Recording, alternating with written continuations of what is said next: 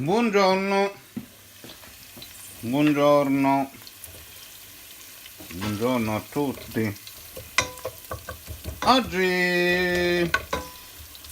Oggi prepariamo un piatto un po' strano, cioè praticamente quello che ho nel frigorifero. Quindi avevo un po' di pancetta, della cipolla rossa di Tropea, dell'aglio e quindi il pomodoro e ci facciamo un sughetto così. Ci sta anche il vino rosé che adesso andremo a mettere per sfumare un poco, quindi facciamo praticamente sfumare.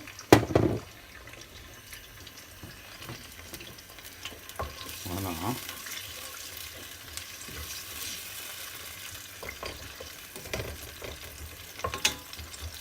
Allora, facciamo quindi sfumare il nostro vino, dopodiché aggiungiamo praticamente il sugo. Andremo a mettere la passata, la Sigeliani, che è qualcosa di straordinario, e poi andremo a mettere la salsa di pomodorini ciliegini.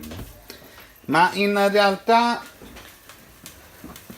la ricetta in fin dei conti non è questa, in realtà oggi prepareremo una sangria speciale, quindi questo accompagnerà questa sangria che andremo a preparare, quindi andremo a preparare la veritable sangria. Per il sugo lasciamo stare così e vediamo un po' quello che esce. Questo è bello, il bello della cucina è proprio questo.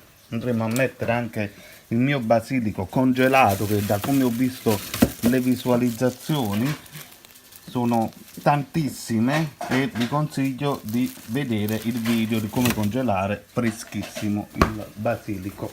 Però ti devi levare dai piedi, dalle palle, ok? Voilà. Adesso facciamo sfumare il vinagre e dopo prepariamo la sangria. Voilà, una volta che il sughetto praticamente si è ristretto con il vino, togliamo l'aglio perché ha fatto tutto il suo lavoro e adesso aggiungiamo praticamente il nostro pomodoro. Voilà, abbiamo aggiunto il pomodoro.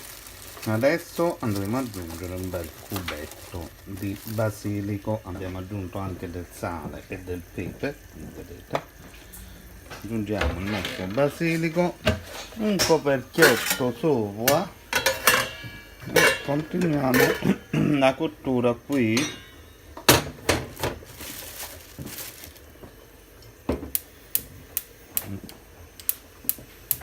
Ok, continuiamo quindi la cottura qui.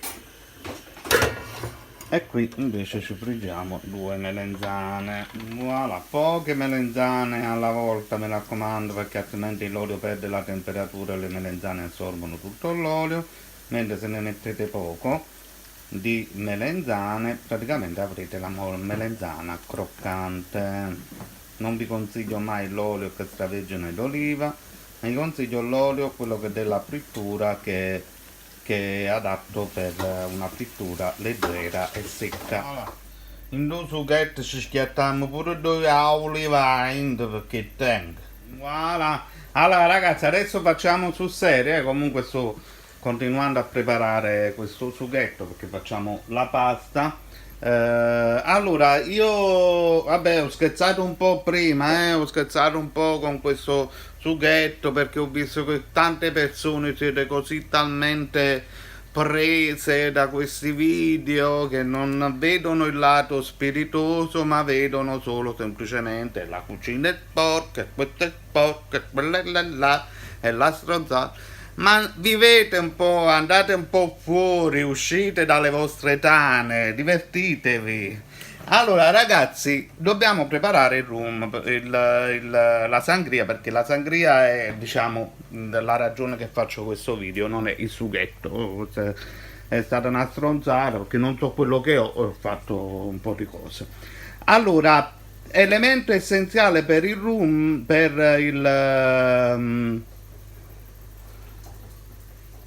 la sangria, scusami, Allora, per la sangria l'elemento principale è il rum. Se non avete il rum, la sangria non la potete fare. In realtà ci sono due elementi principali, però questo è una cosa a piacere vostro. Il vino deve essere rigorosamente rosso, però comunque voi potete farlo anche con lo champagne. Solo che o con il vino bianco a come piace a voi, però comunque la regola principale è il vino rosso. Se lo fate con lo champagne o con il vino rosé, non dimenticate di mettere le fragole, perché le fragole esaltano il gusto dello champagne. Quindi molto importante, quando lo fate con il bianco o con lo champagne, o champagne rosé, champagne bianco, se lo volete fare così, non dimenticate assolutamente l'elemento principale, la fragola, perché la fragola è quella che dà l'esaltazione del gusto per quanto riguarda il bianco e lo champagne. Per quanto riguarda il vino rosso è un'altra regola, perché quello che esalta il gusto del vino rosso è principalmente l'arancia. L'arancia, la pera, la mela, il limone. Quindi noi lo facciamo con quello che noi abbiamo qui. Quindi abbiamo la mela, l'arancia, il limone, abbiamo praticamente anche le fragole, quindi potremmo farlo anche con lo champagne, però siamo due di noi perché lo devo fare con lo champagne. Quindi le proporzioni della frutta dovete utilizzare una pera, una mela, un'arancia, quindi un frutto intero per ogni frutto quando voi andate a mettere 1 litro di vino. Quindi con 1 litro di vino voi dovete mettere un pezzo, una frutta intera per parte, tagliata a pezzetti non molto piccoli. Poi si aggiunge, per ogni litro si aggiunge un mezzo bicchiere di rum. Quindi a seconda di voi come lo dovete fare, quindi ogni litro mezzo bicchiere di rum. Normalmente andrebbe aggiunto anche lo zucchero, però potete fare così per trovarvi bene, potete prendere questi tipi di zucchero così nella bustina, quindi per ogni litro di zucchero, per ogni litro di vino utilizzate mezzo bicchiere normale, quello di carta, di rum e un sacchettino questo di zucchero. Poi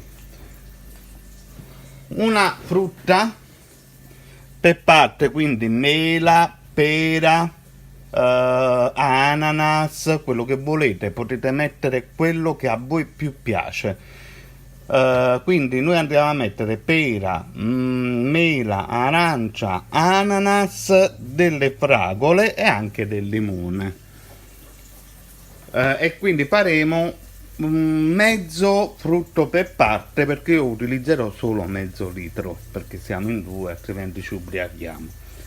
Con la presenza del rum il vino prende piede, quindi diventa assolutamente alcolico, però il gusto è straordinario e dovete fare attenzione a non ubriacarvi. Io continuo con la mia frittura. Ah, ma voglio fare la cucina sporca, perché la roba si pulizza, si lava. Ma da capite, sta sporca, mamma mia che schifo, mamma mia. Si lava roba, si lava. Sapete cosa significa lavare? Allora ragazzi, io sto facendo un sugo che è arrivata proprio all'estremis, è veramente un qualcosa di buonissimo, quindi da prendere in considerazione. Allora ragazzi, facciamo sul serio adesso, facciamo veramente la ricetta della sangria e in più vi dico anche le opzioni. Allora, per la sangria ci vuole la frutta, ok? La frutta è essenziale perché senza la frutta la sangria non la potete fare. Allora, normalmente la sangria è vino rosso. In ogni caso, se nello champagne, vino bianco e vino rosso o vino rosé, voi potete farla in tutti e 4 casi. Ma in tutti e 4 casi va aggiunto un mezzo bicchiere di rum per litro. Quindi voi avete un litro, mezzo bicchiere di rum bianco, stagionato, quello buono, di qualità, quello che volete voi. Però ci sono alcune regole. Ora, se per lo champagne, il bianco e il rosé, dovete inserire obbligatoriamente il frutto rosso, consigliato principalmente la fragola, semplicemente perché la fragola esalta il gusto del bianco, dello champagne, del rosato e del vino bianco.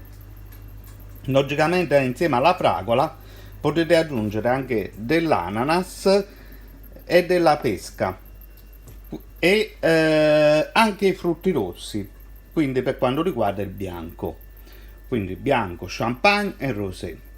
Per quanto riguarda invece il vino rosso, quello che esalta di più il gusto del vino rosso sono gli agrumi. Quindi per il vino rosso occorre un limone per litro, un'arancia, mezzo bicchiere di rum, dello zucchero, una confezione, quindi un cucchiaino di zucchero per vino, ed in più, però ad eccezione del bianco, potete aggiungere tutti i tipi di frutta che voi volete. Principalmente quello che esalta molto il gusto insieme all'arancia e al limone è la pesca. La pesca va benissimo diciamo in tutti i casi, solo semplicemente che la pesca è un prodotto che trovate semplicemente buono nel periodo estivo. Nel periodo invernale, beh, insomma, non ha quel gusto e quella sostanza della pesca. Quindi io la eviterei, però se le riuscite a trovare che sono buone, potete inserire principalmente la pesca. Quindi nel vino rosso rispetto al vino bianco e lo champagne e il rosé vanno tutti i tipi di frutte, mentre lo champagne, il bianco e il rosé richiedono proprio della frutta specifica proprio per esaltare il gusto. Quindi in ogni caso dovete mettere il rum. Si usa una caraffa come questa e si deve mettere molto ghiaccio. Il vino che voi dovete avere deve essere freddissimo, quindi già il vino deve essere di per sé freddo, molto freddo, e in più dovete aggiungere il ghiaccio. Perché? Perché voi dovete lasciare macerare la frutta nel vino a meno un'ora per avere il gusto vero e proprio della sangria. Quindi dovete preparare il tutto e mettere in frigo così com'è con il ghiaccio fino a quando non servite, perché così facendo ottenete la vera sangria. Ok? Allora, ciao ciao a tutti. Questo era il video, io la preparo, non vi faccio vedere perché comunque alla fine dovete fare a pezzi piccoli, inserire la frutta, inserire il ghiaccio, inserire il vino, il rum e il cucchiaino di zucchero e lasciare macerare, quindi girare, lasciare macerare per un'ora in frigo prima di servirlo, che deve essere servito molto ma molto freddo. Ciao ciao a tutti ragazzi. La cucina sta ancora sporca.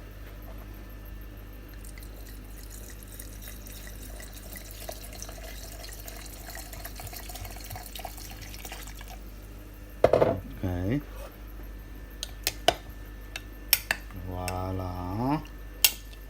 Adesso, una volta che avete fatto tutto, conservate il vino che è in eccesso, perché questo comunque si può bere anche stasera, però non riempite sempre tutto, perché così dopo potete aggiungere altro vino quando finisce. Adesso molto ghiaccio, andiamo a mettere il ghiaccio, copriamo con una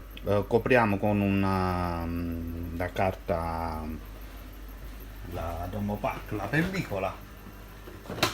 Quindi mettiamo molto ghiaccio e mettiamo in frigo fino a quando poi non dobbiamo servire. Quindi mettiamo il ghiaccio, mettiamolo e giriamolo.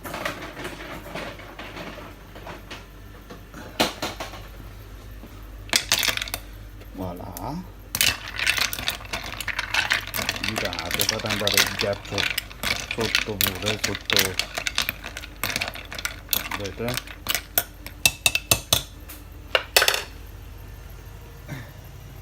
Coprite con la pellicola trasparente e mettete in frigo. Voilà, è pronta la sangria. Voilà, in frigo. Ciao ciao a tutti. Mangiamo lo zao, addio.